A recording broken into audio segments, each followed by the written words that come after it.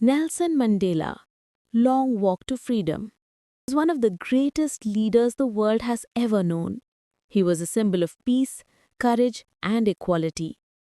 Born in a small village in South Africa, he dedicated his whole life to fighting against apartheid, a cruel system that separated people based on color. Because of this fight for justice, Mandela spent 30 long years in prison. Yet, he never lost hope or faith in freedom.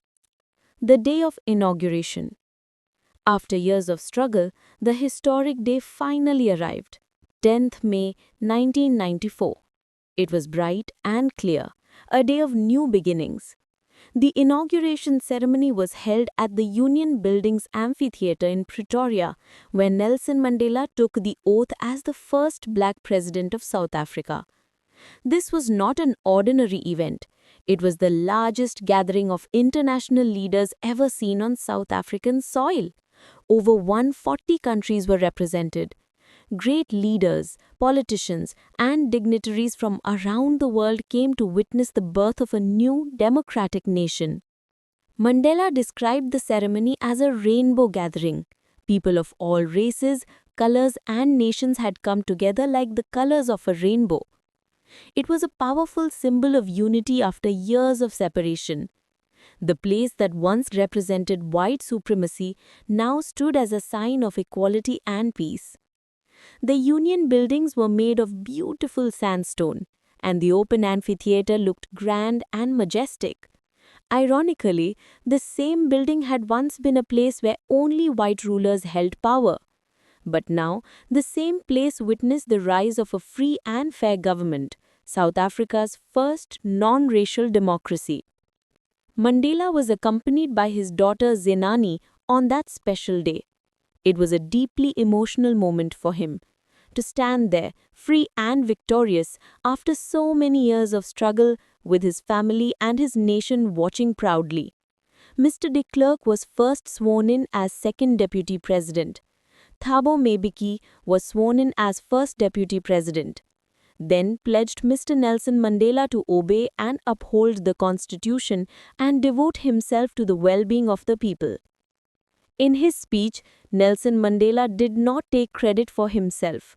He said the victory belonged to the brave freedom fighters who had sacrificed their lives for freedom. People like Oliver Tambo, Chief Luthuli, Walter Sisulu, Chris Hani, and many others. They fought fearlessly against apartheid, even when it meant imprisonment, pain, or death. Mandela called them the real heroes of the nation. Mandela's speech was full of wisdom and emotion. He said, "Never, never again shall this beautiful land experience the oppression of one by another.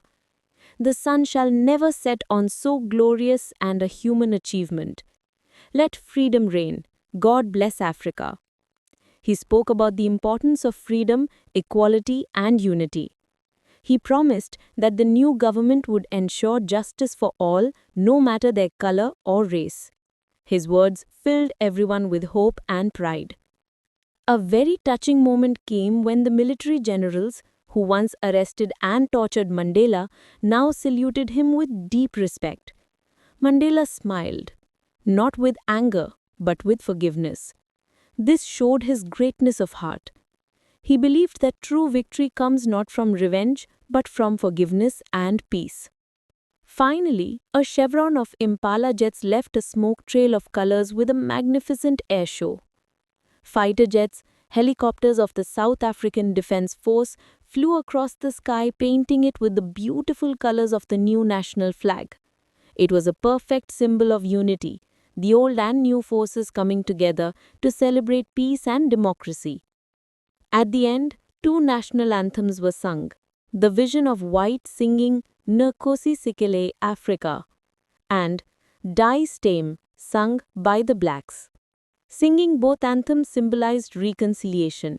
It meant that both races were now one nation, united in peace and respect for each other. Mandela reminded everyone that apartheid had not just separated people by color, it had broken hearts, families, and humanity. The struggle against it was long and painful. The freedom fighters gave everything, their comfort, careers, and lives to bring equality to South Africa. Their courage and sacrifices built the foundation of a new nation. According to Mandela, the meaning of courage is not the absence of fear, but the victory over it. He said, "A brave man is not he who does not feel afraid, but he who conquers that fear." Even though Mandela was afraid, he never let fear control him. That was his real strength. Mandela explained that every person has two main obligations in life.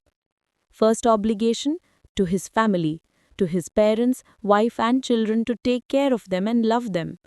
Second obligation, to his people and country, to serve society and work for freedom and justice.